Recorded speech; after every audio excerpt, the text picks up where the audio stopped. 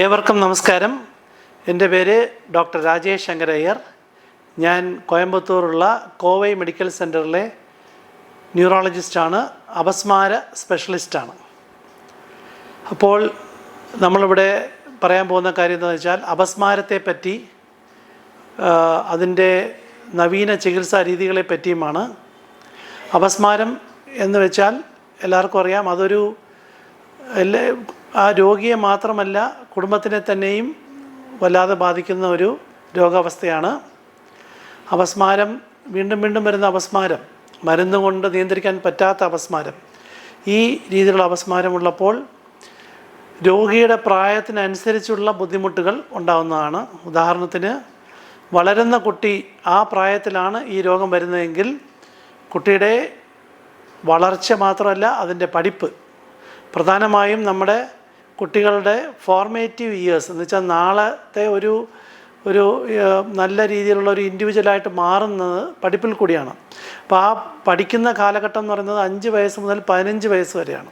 അപ്പോൾ ഈ പ്രായത്തിൽ ഈ രോഗം കൂടുതലുള്ളപ്പോൾ സ്കൂളിൽ പോകാൻ കഴിയുന്നില്ല, പഠിക്കാൻ കഴിയുന്നില്ല, മരുന്നുകളുടെ എണ്ണം കൂടുതലാണ്, അതുകൊണ്ട് ഈ പഠിപ്പിൽ ശ്രദ്ധിക്കാൻ കഴിയുന്നില്ല. ഇങ്ങനെ പല പ്രശ്നങ്ങൾ കാരണം കുട്ടികളുടെ പഠിപ്പ് മുടങ്ങുന്നു. അപ്പം ഈ പ്രായത്തിൽ വരുന്ന അപസ്മാരം കുട്ടികളെ ഈ പഠനത്തിൽ നിന്നും അകറ്റി നിർത്തുന്നു. അതൊരു പ്രധാനപ്പെട്ട ബുദ്ധിമുട്ട്. അത് കഴിഞ്ഞ് നോക്കുമ്പോൾ 10-20 വയസ്സിൽ ആരംഭിക്കുന്ന അപസ്മാരം അങ്ങ് തുടർന്ന് നിൽക്കുമ്പോൾ പിന്നെ കല്യാണത്തിനുള്ള ബുദ്ധിമുട്ടുകൾ, പിന്നെ കല്യാണം ആലോചിക്കുമ്പോൾ ഈ രോഗമുണ്ട് എന്ന് കേൾക്കുമ്പോൾ കല്യാണം കഴിക്കാൻ ആരും തയ്യാറാകുന്നില്ല.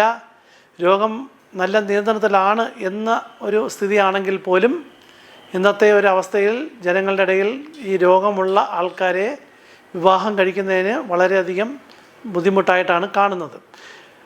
യഥാർത്ഥത്തിൽ രോഗമുള്ള ഒരു രോഗി മരുന്ന് കഴിക്കുന്നുണ്ടാകാം, പക്ഷേ ആ ഒരു വ്യത്യാസം അല്ലാതെ ഈ രോഗമില്ലാത്ത ഒരു പേഷ്യൻറ്റുമായിട്ട് താരതമ്യപ്പെടുത്തുമ്പോൾ വേറെ ഒരു വ്യത്യാസവുമില്ല. അതായത് കല്യാണം കഴിക്കാം, കുട്ടികളാകാം, നല്ല ദാമ്പത്യ ജീവിതത്തിനുള്ള എല്ലാ സാധ്യതയുണ്ട്. പക്ഷേ നമ്മുടെ നാട്ടിലുള്ള സാഹചര്യം എന്താണെന്ന് വെച്ച് കഴിഞ്ഞാൽ ഈ പ്രായത്തിലുള്ള രോഗികൾക്ക് ഈ ഒരു കുടുംബജീവിതത്തിലോട്ട് പോകാനുള്ള ബുദ്ധിമുട്ട് വളരെയധികം കാണുന്നുണ്ട്. അപ്പോൾ ഇങ്ങനെ ഈ പ്രായത്തിനനുസരിച്ച് ഈ രോഗാവസ്ഥ, പിന്നെ രോഗം മരുന്നുകൊണ്ട് നിയന്ത്രിക്കാൻ പറ്റാതെ വരുമ്പോഴുള്ള ബുദ്ധിമുട്ട്,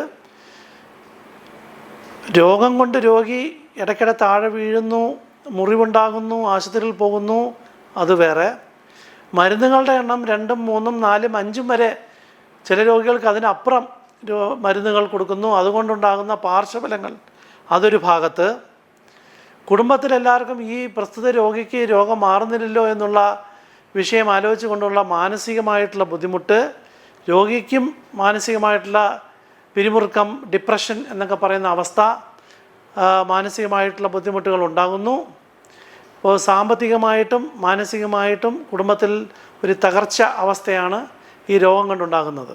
അപ്പോൾ ഒരു രോഗിയെ കാണുമ്പോൾ വെറും ഒരു അപസ്മാരം എന്ന രീതിയിലല്ല, അതുകൊണ്ടുണ്ടാകുന്ന മറ്റു ബുദ്ധിമുട്ടുകൾ വളരെ അധികമാണ്. പിന്നെ ഈ നമ്മുടെ സമൂഹത്തിൽ ഒരു രോഗിയെ കാണുമ്പോൾ ഇപ്പോൾ എത്ര തന്നെ നമ്മൾ പറഞ്ഞാൽ, എത്ര തന്നെ ഇപ്പോൾ ലിറ്ററേറ്റ്, ഇപ്പോൾ പഠനം എല്ലാവർക്കും ഉണ്ട്, എല്ലാവരുടെയും ഒരു അനുഭാവത്തോടു കൂടിയുള്ള ഒരു വീക്ഷണമാണെന്നൊക്കെ നമ്മൾ വിചാരിക്കും. പക്ഷേ ഇന്നും ഈ രോഗി ഈ നമ്മുടെ സമൂഹത്തിൽ ഒറ്റപ്പെടുന്നതായിട്ടാണ് നമ്മൾ പല സ്ഥലത്തും കാണുന്നത്. സ്കൂളിൽ വെച്ച് കുട്ടിക്ക് അപസ്മാരം ഉണ്ടായാൽ സ്കൂൾ അധികൃതർ വീട്ടുകാരെ വിളിച്ച് കുട്ടിക്ക് രോഗം മാറ്റിക്കൊണ്ടുവരൂ, കുട്ടിക്ക് രോഗം വരുന്നത് കണ്ടാൽ മറ്റു കുട്ടികളിവിടെ പഠിക്കുകയില്ല എന്ന് പറഞ്ഞ് തിരിച്ചയക്കുന്നൊരവസ്ഥ നമ്മൾ കാണുന്നുണ്ട്.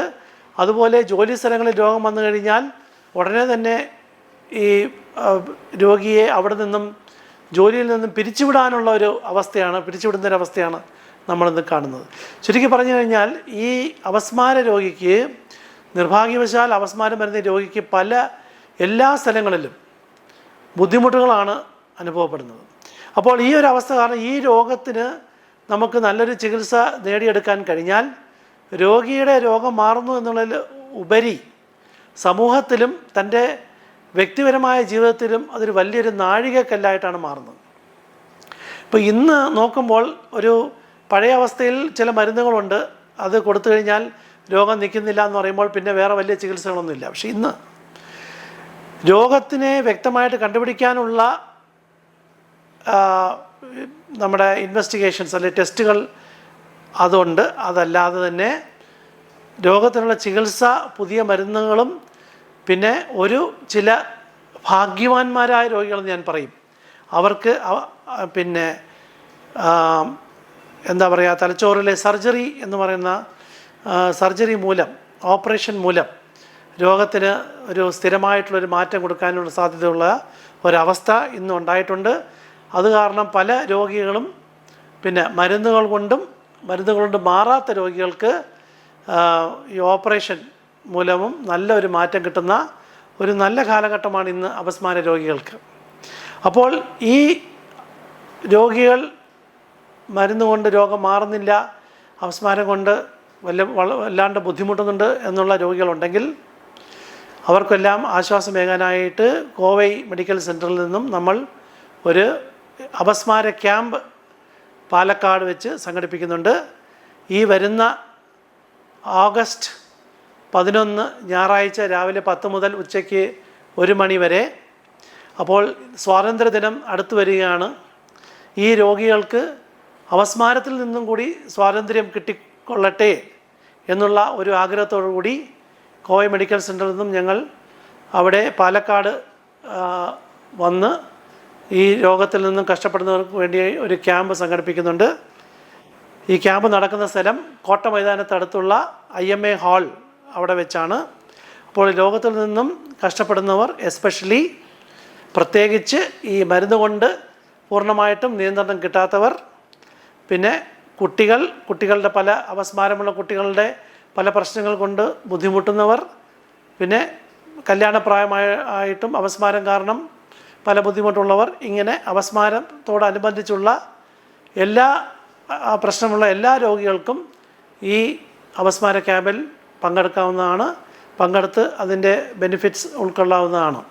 അപ്പോൾ ഒന്നുകൂടെ ഓർമ്മപ്പെടുത്തുന്നു, വരുന്ന ഓഗസ്റ്റ് 11 ഞായറാഴ്ച കോട്ട മൈതാനത്തടുത്തുള്ള IMA ഹാളിൽ രാവിലെ 10 മണി മുതൽ ഉച്ചയ്ക്ക് 1 മണി വരെ കോയമ്പത്തൂർ കോവൈ മെഡിക്കൽ സെൻറ്റർ ഹോസ്പിറ്റലിൻ്റെ ആഹ്വാനത്തിൽ ഒരു അപസ്മാര ക്യാമ്പ് സംഘടിപ്പിക്കുന്നതാണ്. നന്ദി, നമസ്കാരം.